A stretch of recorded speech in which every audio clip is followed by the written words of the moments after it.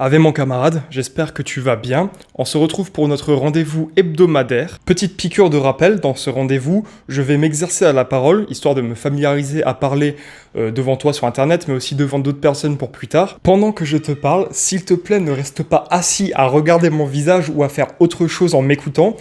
Enfin, si, fais autre chose en m'écoutant, plutôt fais du sport, de la vaisselle, écris un truc que tu devais faire, finis une peinture, n'importe quoi.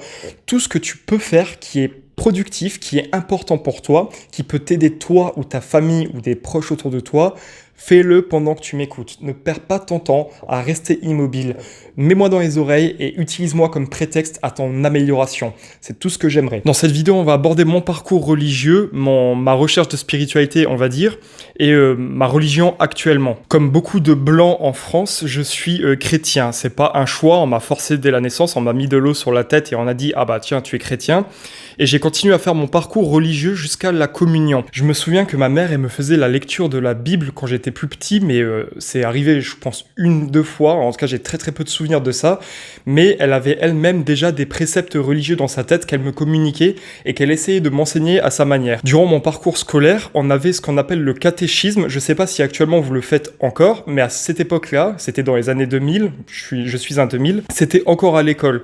Donc parfois, je sortais des cours, il y avait un professeur de catéchisme qui venait me chercher à l'école et il me ramenait dans une autre classe dans laquelle on allait étudier donc la Bible, les histoires, etc. Et il nous formait petit à petit à la religion. Je t'avoue que j'ai pas des masses de souvenirs de ça parce que premièrement en fait ça m'intéressait pas. Moi je le voyais comme une injustice parce que on me l'a déjà raconté, quand moi je partais faire mon cours d'éducation religieuse, en classe ils apprenaient l'éducation sexuelle. Alors c'était jeune, et je sais pas s'ils avaient le droit de faire ça, mais c'est ce qu'on m'avait dit. Et moi, tu vois, j'étais un petit gamin, j'étais plus intéressé par ça que par la religion. De fil en aiguille, j'ai continué à faire le catéchisme en dehors de l'école pour faire ma formation et arriver jusqu'à la communion. J'ai fait ma communion et à partir de là, j'ai complètement stoppé. Normalement, il me semble que tu dois faire la confirmation ensuite, et ça je suis pas allé, j'ai pas continué. On va dire que la question de la spiritualité, de Dieu ou des dieux, c'est une question qui m'a toujours fasciné, qui m'a toujours intéressé. C'est une partie intégrante de notre humanité, on va dire. C'est des questions que beaucoup de personnes se posent et auxquelles je porte un grand intérêt. Je peux pas dire que je me suis cherché religieusement, parce que j'ai jamais eu vraiment de doute sur ce que je pensais et ce que je croyais. Je me suis intéressé quand même à ce que disait Jésus et à ce que disait l'Église dans sa globalité, même si c'est pas quelque chose pour lequel j'ai beaucoup d'amour, on va dire. Et j'ai aussi pris la peine, mais ça c'était beaucoup plus récent, enfin c'était beaucoup plus loin dans ma vie, de lire le Coran. Que ce soit la Bible ou le Coran, je trouve que c'est des livres ennuyeux à lire, c'est pas intéressant, c'est beaucoup trop long, mais c'est quand même intéressant de se documenter sur la croyance des autres et ce qu'ils peuvent avoir dans la tête en fait. Faut dire que j'ai toujours eu du mal avec le principe d'une religion révélée. La première question que tu te poses, c'est pourquoi ce mec-là, il reçoit une vérité que toi tu n'as pas. Je pars d'un principe simple, tout ce qui est révélé, donc élitiste, dans le sens où c'est une seule personne qui doit enseigner à tout le monde, pour moi c'est un mensonge, d'office. Je vois surtout comme si le gars qui allait te raconter sa vérité, tu sais, il va profiter de son statut et du pouvoir que tu lui donnes pour obtenir des faveurs politiques, sexuelles ou autres. Puis aussi les caractéristiques qu'on nous faisait de Dieu, que c'était un Dieu d'amour, et pourtant quand tu lis la Bible, c'est un Dieu colérique. C'est déjà pas logique. Pour moi, un Dieu ne peut pas être anthropomorphe, si c'est le bon mot. Dans le sens, il peut pas avoir des émotions humaines, il peut pas être aussi primitif que nous. Si Dieu il y a, à mon sens, c'est plus une intelligence limite imperceptible par nos cerveaux à nous. À mon sens, si tu veux comprendre Dieu ou voir ses commandements, on va dire, il faut pas se fier à 1 ou 2, 3 mecs qu'il y a eu dans l'histoire qui vont te raconter leur vérité. Un humain, c'est faillible. Il faut se fier à ton observation. Si tu veux voir comment tu fonctionnes, il faut regarder comment tu as été codé. Moi, je le vois comme ça. Imagine que Dieu, c'est un programmateur, tu vois. Quand tu programmes un jeu, par exemple dans GTA, les mecs qui ont programmé GTA, tout ce qui se passe dans GTA, c'est voulu. Tout ce que tu peux faire, même un truc que tu croyais que c'était impossible, si tu peux le faire, c'est que ça a été pensé pour et que ça a été codé dans ce sens-là. Quand ça ne fonctionne pas, il y a des bugs, mais ça c'est lié à la machine. Dans notre vie à nous, il n'y a pas de bugs. En tout cas, j'espère pas. Mais du coup, je pars de ce principe-là. Nous sommes les créations ou le fruit de ce que l'on peut appeler Dieu. Et si nous devons chercher les commandements, nous devons les chercher principalement en nous. Ce que je pourrais tenir comme commandement, ce seraient nos instincts. On a besoin de boire, de manger, on a besoin d'un territoire, on a besoin de se reproduire avec certaines conditions. On peut avoir l'instinct d'enthousiasme militant, l'instinct de mort. On a une myriade d'instincts. Quand ils ne sont pas satisfaits ou qu'ils ne sont pas satisfaits dans l'ordre, ça peut provoquer des névroses et là, on pourrait dire des bugs dans ton cerveau. cerveau. On peut tenir comme loi de Dieu que la nature ne souhaite pas la convergence, mais la divergence génétique. Quand tu fais se reproduire un cheval et un âne, ça fait un mulâtre, et le mulâtre ne peut pas se reproduire, il est stérile, ou alors sa descendance sera stérile. Là-dedans, j'y vois moi une loi de la nature, donc de Dieu si on veut, qui nous interdirait la convergence génétique, et il prônerait plutôt la divergence. Une population, on va dire, pure, se reproduit en si grand nombre, et ensuite plusieurs représentants vont partir dans des climats différents et subir la sélection naturelle. Là encore, une fois, ce serait des lois de Dieu. Cette sélection choisira les plus aptes à se reproduire et à faire survivre leur patrimoine génétique. C'est une divergence génétique. Ils vont évoluer chacun de leur côté jusqu'à donner une espèce à part entière. Et la différence entre une race et une espèce, c'est la reproductibilité. Les races peuvent se reproduire entre elles, mais les espèces ne peuvent pas. C'est la principale différence. Et ça, c'est toujours le fruit de la divergence plutôt que la convergence. Une autre loi, mais c'est encore plus bête que ça, par exemple de Dieu, ce serait la gravité. Le fait que ça tombe. Sur d'autres planètes, ça ne tombe pas. C'est des lois physiques, elles sont immuables, que ce soit ici ou ailleurs sur tout le système solaire. Les lois, elles sont pas magiques, elles seront toujours les mêmes. Une autre loi qu'on pourrait considérer, ce serait la loi de l'évolution. Le fait qu'aucune espèce ou aucune race ne puisse rester stable, toujours elle évoluera dans un sens ou dans un autre, on ne peut pas stagner.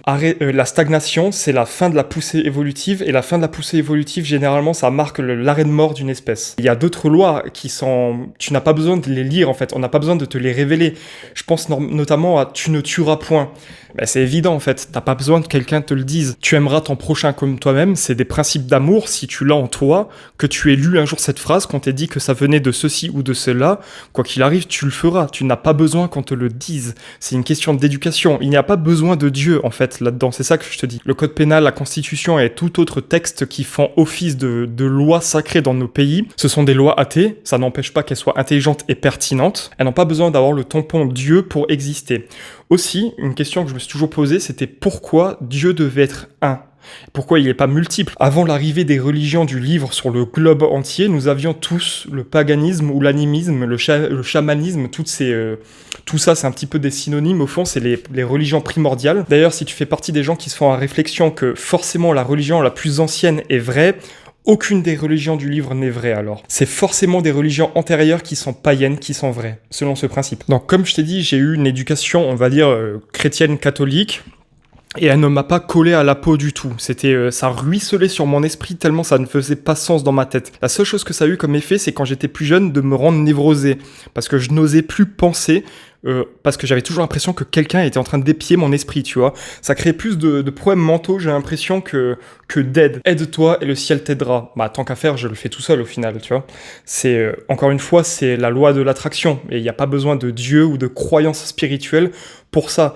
Si forcément tu es quelqu'un de positif, tu dégages de la positivité, tu vas t'entourer de personnes positives, et ça va créer une sorte de dynamique positive. Tu vas aller dans un meilleur sens. Dans l'autre sens, quand tu reçois des mauvaises nouvelles, que tu accumules des addictions et des mauvaises habitudes de vie, tu vas te tarir spirituellement et tu vas aller vers le bas et toujours plus vers le bas en t'entourant des mauvaises personnes, en faisant les mauvais choix de vie. Ça t'enfoncera toujours plus. C'est la loi de l'attraction. Tu n'as toujours pas besoin de Dieu pour ça. Une des questions qui m'intéresse le plus dans tout ça, c'est la question de l'au-delà. Et quand tu regardes, toutes les religions ont un petit peu des promesses différentes. On va dire que les religions du livre, dans leur globalité, il me semble que chez les juifs, c'est un petit peu différent. Mais ils te promettent un au-delà paradisiaque. Tu auras plein de récompenses selon ta vie sur Terre, tu auras plein de récompenses après ta mort. Mais pour ça, il faut que tu te soumettes à certains principes et certains dogmes pour obtenir ce résultat. Dans les religions païennes, tu as plusieurs destinations après mort, selon comment tu as mené ta vie et comment tu as fait ta mort. Je pense notamment aux religions nordiques qui te promettaient le Valhalla après ta mort, mais il fallait mourir en guerrier pour ça. Tu vois, même là, la notion est différente. On te demande pas de réciter en boucle des trucs tous les jours ou de faire ceci, cela. Non, il faut mourir en guerrier. Quoi qu'on en pense, c'est un aspect déjà bien différent. La promesse, elle aussi, est différente. Il n'y a pas que le Valhalla et la guerre qui comptent, hein. Il y a aussi plein d'autres mondes. Je les ai pas tous en tête, mais... sûrement que vous en commentaire vous pourrez m'en mettre. D'ailleurs n'hésitez pas à partager des liens sur ça, moi ça m'intéresse énormément les mythologies nordiques. D'ailleurs le paganisme en général c'est quelque chose de très intéressant. La question de l'au-delà, je n'acceptais pas que ce soit un prêtre ou un n'importe qui me dise la solution. Pour moi les croyances elles sont à l'intérieur de nous, donc il faut pas que je me demande qu'est-ce qu'on me promet et que j'aille chercher la page dans laquelle on me promet quelque chose, mais plutôt que je demande à moi-même qu'est-ce que je pense de tout ça, c'est quoi la spiritualité selon moi-même. Personnellement, Je crois à la réincarnation. Quelqu'un dans ma famille pense qu'il existe un réservoir d'âme et que nous revenons sur Terre le nombre de fois que l'on a besoin pour, on va dire, s'expérimenter. Comme si on devait arriver à un certain stade de connaissance ou de savoir, de pratique de nous-mêmes, de connaissance de notre esprit, pour accéder à un stade supérieur. Et pendant notre apprentissage, on revient sur Terre à chacune des vies, en oubliant les vies précédentes. Mais notre âme, entre guillemets, elle ne l'oublie pas. Comme toutes les autres croyances, c'est quelque chose à laquelle je n'adhère pas, parce que, à mon sens, il y a une condition sine qua non pour croire à une religion, c'est sa véracité aux yeux de la science. J'ai déjà eu des discussions avec des véritables croyants, et j'ai l'impression qu'ils ont du mal à comprendre mon point de vue. C'est que, pour moi, si la religion est vraie, elle ne peut pas s'inquiéter de la science. D'ailleurs, elle ne doit que souhaiter que la science lui donne raison, c'est une obligation. Je crois à la réincarnation, mais pas du tout avec ce principe d'âme, de réservoir, etc. On a 23 paires de chromosomes. En tout, ça fait 46 chromosomes. On obtient 23 chromosomes de sa mère et 23 chromosomes de son père. Et toi, tu es la somme des deux. Je suis 50% de ma mère, 50% de mon père. Je suis une fusion. À deux individus, ils en fait un. J'ai aussi un frère, il me ressemble beaucoup, mais mon frère, il a une expression phénotypique, il me semble qu'on dit comme ça, qui est différente de moi. C'est-à-dire qu'il aura un visage différent, il aura des aspects d'intelligence et de cognition qui seront différentes de moi. Ça, encore une fois, c'est une loi de la nature qui essaie de faire des différenciations constamment. C'est dans ce sens-là que je crois à la réincarnation. Je suis ma mère et je suis mon père en même temps. Donc, je suis ce mélange unique, mais en même temps, je suis le chaînon d'une continuité. Parce que ma mère est elle-même 50% de son père, 50% de sa mère. Son père à elle est 50% de sa mère, 50% de son père. Et on remonte ça en arrière jusqu'à les formes les plus primitives de l'humanité. Si on est encore là, c'est parce qu'on se reproduit. Et du coup, ça fait une chaîne ininterrompue, historique, depuis le début jusqu'à maintenant, et espérons jusqu'à des millénaires et des millénaires encore. Il y a des croyances qui pensent que les âmes sont toutes égales et envoyées dans des corps. Moi, je pense pas du tout. Je pense qu'on a des âmes complètement inégales et que l'âme est indissociable, mais complètement indissociable du corps. De mon point de vue, l'âme, elle est complètement physique. Tu vois, pour te parler, là, j'utilise mon cerveau. Oh, jusque là, tu me suis. Et tu me suis grâce à ton cerveau. Il se passe plein de choses dans un réseau électrique dans ta tête. Mais ça, c'est des aspects physiques. Le réseau électrique, il existe vraiment. Et tous les neurones qu'il parcourt existent vraiment. C'est de la matière grise. Et si on te retire une partie de ton cerveau, tu ne pourras plus réfléchir convenablement. Il y a des gens qui survivent à des balles dans la tête, par exemple, mais ça leur enlève plusieurs capacités cognitives. De même que la consommation de certaines drogues peut faire des connexions d'un point à un autre qui ne communiquent rarement ou quasiment jamais, ce qui te fera voir des choses en plus. Ta propre personnalité est issue de ton cerveau et c'est un tempérament qui est, on va dire, héréditaire. Par exemple, moi je le vois, je ressemble beaucoup à ma mère dans le caractère.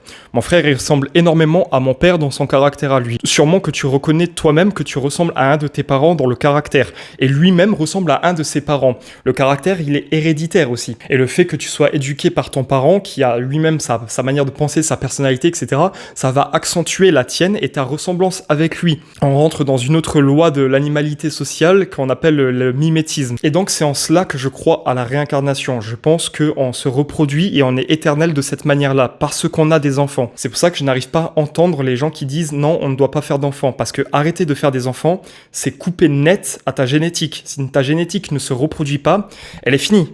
C'est basta. Quand tu disparais, tu disparais. Ça, c'est une loi de la nature aussi. Mais si tu prends tous les loups de la planète et que tu les tues, il reste plus que des chiens. Que ces loups aient prié un dieu ou non, s'ils disparaissent physiquement de notre planète, il n'y aura plus de loups pour pratiquer cette religion. Tu vois ce que je veux dire? De même que toutes les personnes qui ont une bonté d'âme et qui ont cette spiritualité, si ces gens ne se reproduisent pas, ils ne créeront pas de nouveaux humains qui posséderont leurs facultés, leur bonté, leur perception du monde. Une religion, c'est le produit d'un esprit. Que ce soit un prophète, un gars, un philosophe, n'importe qui, un politicien, c'est son esprit, celui-là de sa troupe autour de lui, qui vont penser et fabriquer on va dire, un corpus doctrinaire, si je peux dire ça comme ça, une croyance, et qui vont essayer de l'étendre et la répandre sur un peuple, pour des raisons diverses et variées. C'est pas parce que quelqu'un d'un autre peuple va adopter ta croyance qu'il en aurait été capable de l'imaginer. Tu vois ce que je veux dire ? C'est là qu'il faut que tu regardes justement les religions de chaque peuple les plus primitifs. C'est là que tu vois ce que ce peuple a été capable de penser. Du coup, voilà, pour moi, la religion, la spiritualité, tout ça, c'est physique. C'est obligé d'être physique. Et ça passe par du véritable travail. Tu vois, je peux pas croire qu'il faille prier 2 fois, 3 fois, 5 fois par jour pour obtenir quelque chose plus tard. Non, je suis plutôt d'un autre esprit. Il faut travailler physiquement maintenant, intellectuellement, développer ton corps et ton esprit, parce que ton corps et ton esprit, c'est ton incarnation, tout ça c'est physique. et tu dois le développer pour être en mesure de traverser la vie, de te reproduire toi-même et de envoyer ton enfant dans la même direction que toi pour qu'il continue ce cycle. Tout ça pour moi, tu vois, c'est une question de cycle. C'est cyclique. Tu nais, tu vis, tu meurs et tu transmets le flambeau. C'est comme la nature, de l'hiver jusqu'à l'été, de la vie jusqu'à la mort. La mort elle-même, c'est une étape du processus. T'es obligé, tu vois, c'est une autre loi, on pourrait dire, de Dieu. Tu vas dégénérer. Tes cellules, elles arrêtent de fonctionner à un certain moment. Enfin, elles arrêtent pas de fonctionner, mais elles dégénèrent jusqu'à ton vieillissement. Tu ne te renouvelles pas. Et à un moment, bah, tu passes une date limite de consommation et tu meurs, en fait. Tu peux pas rester éternellement sur cette planète. T'es obligé de revenir, de te réincarner justement dans tes enfants. Et là, tu as tout intérêt à en faire beaucoup. Contrairement à ce que certaines personnes pourraient dire qu'il faille se priver d'avoir des enfants parce que regarde, le monde, il est dégueulasse parce que ceci et cela. Bah, plutôt pense à faire des enfants qui amélioreront le monde, tu vois, c'est plus intelligent, je pense. C'est pas en te suicidant que tu améliores les choses, justement. L'avenir, il est dans les familles nombreuses, selon moi, les familles structurées qui fonctionnent comme une armée. Religion, ça vient de religare, et religare, ça veut dire relier les gens. C'est pour souder une communauté, une religion. Ça vient d'un peuple pour souder un peuple. La religion juive, c'est une religion ethnique. Elle ne veut que des juifs. Alors que les chrétiens, donc catholiques et musulmans, ils acceptent toutes les ethnies dans leur religion tant qu'ils sont soumis au même dogme et au même Dieu. Même les paganismes ont leur divinité ethnique. C'est le principe d'une religion, comme les systèmes politiques. Tu peux pas mettre le même système là où le communisme fonctionnera chez un peuple ne fonctionnera pas du tout de la même manière chez un autre peuple, parce que ce peuple a un tempérament complètement différent. Une pratique que tu pourrais faire, qui serait, on va dire, religieuse et qui aurait véritablement un sens, ce serait de faire la cohérence cardiaque. 3 fois par jour, le matin, le midi et le soir, pendant 5 minutes, tu fais des respirations. 5 secondes d'inspiration et 5 secondes d'expiration. Et là, on se demande, qu'est-ce qu'on obtient? Est-ce qu'on va au paradis? Est-ce qu'on gagne des hasanat? Non, tu gagnes mieux que ça, tu gagnes cette vie matérielle en mieux. Par exemple, là, je te le lis, ça favorise le taux de DHEA, à savoir le déhydroépiandrostérone, également appelé hormone de jouvence, qui agit comme un antagoniste du cortisol. Le cortisol, on va dire que c'est l'hormone du stress et ça peut avoir des effets très négatifs sur toi et sur tes organes.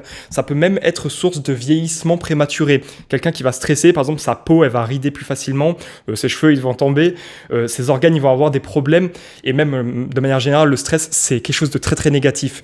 Quand tu fais une pratique comme ça, tu vas véritablement te déstresser. Ce serait même comme la méditation. Au lieu de parler, de se dire des mantras, se bloquer dans sa tête et laisser venir les pensées. Ça te permet de structurer ton esprit. Ça te permet d'avoir plus de clarté, de ne pas te laisser assaillir par toutes les pensées qui peuvent venir, te rendre compte que finalement, bah, ça va en fait. Un autre aspect positif de la cohérence cardiaque, c'est la production de l'hormone ocytocine, qui est l'hormone de l'amour. Une fois que tu fais ça, on va dire que tu auras plus de facilité à être joyeux, à aimer les autres. Ça a un véritable effet matériel, tu vois. C'est parce que tu vas gérer ta respiration, qui est matérielle, que tu vas produire des hormones dans ton cerveau qui sont matérielles. Il y a plusieurs autres aspects qui sont intéressants sur la cohérence cardiaque. Je te mettrai tous les liens que tu as besoin en description. Ça, c'est une pratique, on va dire, religieuse qui aurait beaucoup plus de sens. D'autres pratiques religieuses qui ont du sens, c'est dans le principe de souder la communauté. Par exemple, le fait de se retrouver à l'église, je comprends tout à fait en quoi ça a une utilité. Toutes les personnes de la communauté se rejoignent au même endroit, ils peuvent se parler, c'est au moment où on va commencer à faire des connaissances et du coup ça fait du réseautage.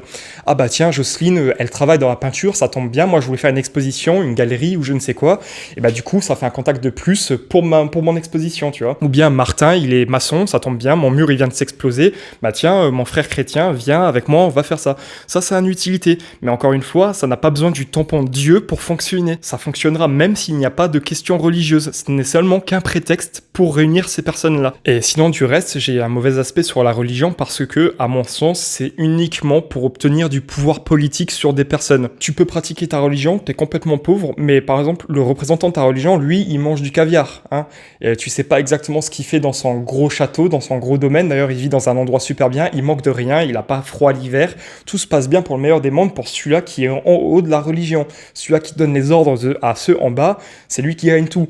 Dans le même sens, un homme politique, il va venir, il va te flatter en te disant ce que tu as besoin d'entendre, ce que tu veux entendre, mais lui, il veut pas la réalisation du projet qu'il te promet. Il préférait plutôt que ce problème dure dans le temps éternellement, parce que le temps que le problème existe, tu lui donnes de l'argent, tu lui donnes de la crédibilité, et lui, ça lui fait ses affaires, tu vois. Je pense notamment à Zemmour, parce que c'était celui-là que j'avais suivi le plus à l'époque des trucs présidentiels, mais quand tu regardes même toutes les personnes dans la politique, leur intérêt, c'est pas de réussir à changer le monde. Leur intérêt, c'est de te faire durer dans le temps le problème pour que eux, ils gagnent toujours leur caviar à Noël quand ils veulent se vider les...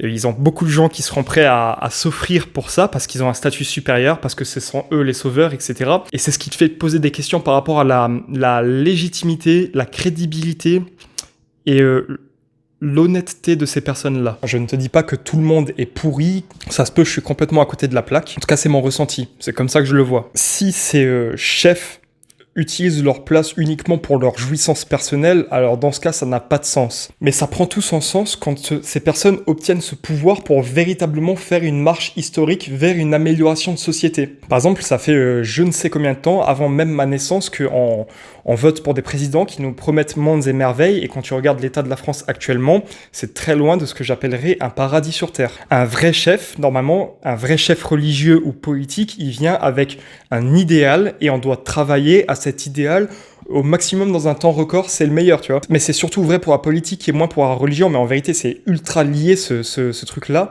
C'est toujours une croyance et tes volontés qui vont être pris pour quelque chose, pour te faire bouger dans un sens. Le propre d'un chef politique, c'est d'arrêter de faire son métier, en fait. C'est qu'il va faire le changement, amener ce changement, et une fois qu'il est fini, il n'a plus besoin d'être, le gars. Il n'a plus besoin de œuvrer pour ça. Il faut juste maintenir le pouvoir dans le temps, qui roule tranquillement, jusqu'à qu'il y ait un nouveau problème qui intervienne, et dans ce cas, revenir et arranger le souci.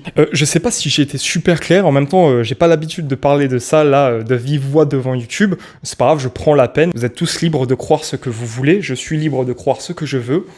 Autant que vous êtes libre de parler, je le suis aussi. Pour rappel, là, je prends le sujet comme prétexte à parler devant toi pour me familiariser, pour faire des vidéos et lancer cette chaîne YouTube que j'ai tant rêvé. Ce sera pas le seul sujet que j'aborderai dans ma vie, comme tu as vu sur la chaîne, il y a déjà eu les jeux vidéo et d'autres trucs. Hier, je regardais des vidéos sur le paganisme, c'est ce qui m'a fait faire mes réflexions précédentes. On va dire que je vais m'arrêter là. Si jamais il y a des questionnements dans les commentaires, si j'ai pas été clair, si j'ai amené même plus de flou dans l'idée que de clarté, peut-être que plus tard, quand j'aurai plus d'aisance à l'oral et la meilleure capacité pour organiser des sujets, je te ferai une vidéo beaucoup plus complète sur ce que je pense et ce que je souhaiterais voir advenir dans le monde. Avant de terminer cette vidéo, je te demanderai de mettre un j'aime, un commentaire au minimum pour le référencement. Le mieux, ce serait que tu donnes ton avis dans les commentaires et que tu débattes avec les autres. C'est notre forum, c'est ici notre place, notre forum grec. Je te demande aussi de partager la vidéo à des gens qui pourraient être intéressés par ce que je te dis, peut-être qu'ils se retrouveraient dans ce que je te raconte, et mieux, peut-être que des gens pourraient m'amener de l'eau à mon moulin. Si vous avez toute autre suggestion de choses à lire sur lesquelles je pourrais me documenter pour aller plus dans le sens de ce que je pense, n'hésitez pas, je prends volontiers. Si vous pensez que je pense des bêtises de votre croyance, n'hésitez pas à me contredire dans les commentaires, mais par contre, je vous demande de tous rester respectueux. En tant que francophones, nous parlons la même langue, nous pouvons nous entendre, nous pouvons discuter intelligemment, et quoi qu'il arrive, nous œuvrons pour le même pays et pour la même marche historique de l'humanité. Autant mettre dans tout ça un petit peu de respect et véritablement de l'amour pour son prochain. Sur ce, je te souhaite une bonne journée, dis à tes proches que tu les aimes et fais quelque chose de bien pour toi. Deviens meilleur si tu souhaites un monde meilleur.